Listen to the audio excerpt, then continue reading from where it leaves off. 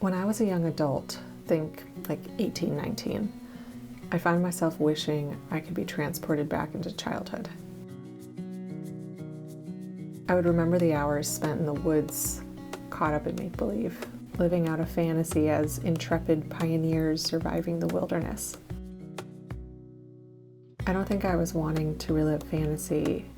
I think I was craving play, nature, connection, even just moving my body.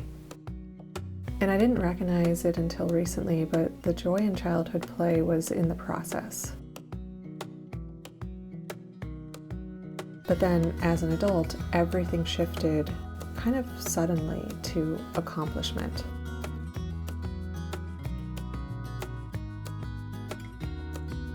I don't crave make-believe time anymore, but I do desire to savor and relish in process. I think it might be why I feel so attracted to homemaking and cooking from scratch. Slowing down for me is still very much a work in progress. But here are a few practical ideas for slowing down and allowing yourself to savor the process of living. The first idea is to bring your community together.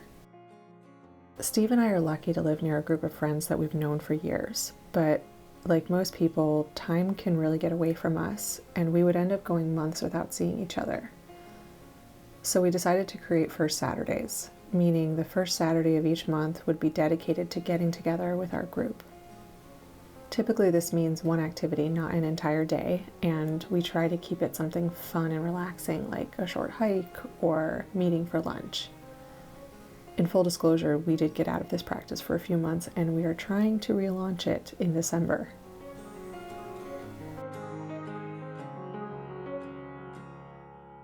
No one is expected to come every month, but if you miss one month, you know there's another coming in a few weeks, and because we can always count on it ahead of time, it's easier to factor it into our schedules, so it tends to be easier for people to take part. And I'm a big fan of prioritizing immediate family and one's children, but I also want my kids to feel part of an extended community. I want them to feel grounded in a sense of belonging, and I want that for myself too. So this is just one idea for bringing community together, but I think that sewing into relationships is an essential aspect of slow living. The next idea is silent walking. Okay, so I had to put this on here because I think it's hysterical. If you haven't heard of this new TikTok trend, it's going for a stroll alone and without your device or listening to anything. So, walking. It's walking. I really appreciate the Zoomers' tendency to take completely mundane activities, rename them, and then present them to all of us as if it's an entirely new concept. But I will grant that they are right. One of the best things we can do for ourselves is take time away from inputs and experience solitude. It allows our minds to slow down. It gives us an opportunity to get bored, which is important for sparking true creativity. It allows us to be present to God, to ourselves, to beauty, and all the good stuff in life. We're not prioritizing solitude in our lives anymore, and we desperately need, on a soul level, time to be outside. So I would be willing to grant the younger generation this one. Maybe walking did need a rebrand. Let's do more silent walking. The next idea is to prioritize nesting. There is so much joy in cultivating a life-giving home. That's a Sally Clarkson phrase. I'll link to her book below. And this can mean everything from caring for your home and family by decorating, cooking and baking, cleaning, observing familial traditions, savoring and enjoying the seasons. But so many of these things become an afterthought because we're simply not giving them the importance that they deserve. I was listening to a YouTuber who is a homesteader, Farmhouse on Boone, and she was talking about how she's able to accomplish so much within her home. It's kind of impressive if you watch her. And one of the things she mentioned is the fact that she's home a lot. 5 days a week, she's home all day. If we want to build into our homes, then the time we spend there has to reflect that. And as I said before, the joy in nesting is in the process. Yes, it's nice to have a room perfectly decorated, but every step along the way calls on creativity, problem solving, tinkering. It's just fun and satisfying all along the way.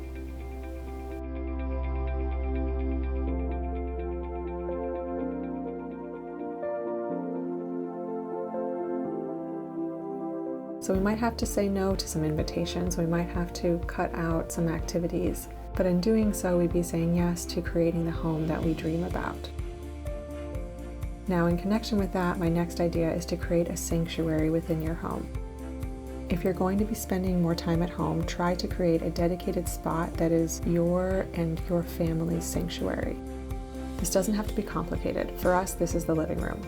We have enough seating for the whole family, a comfortable blanket, a couple of pillows. There are books close by, a few toys, not a lot. We can play music in there.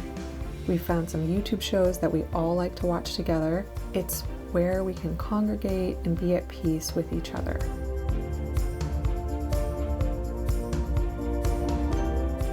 And my last idea is to assume double time. Now, I am chronically guilty of assuming things will take less time than they do.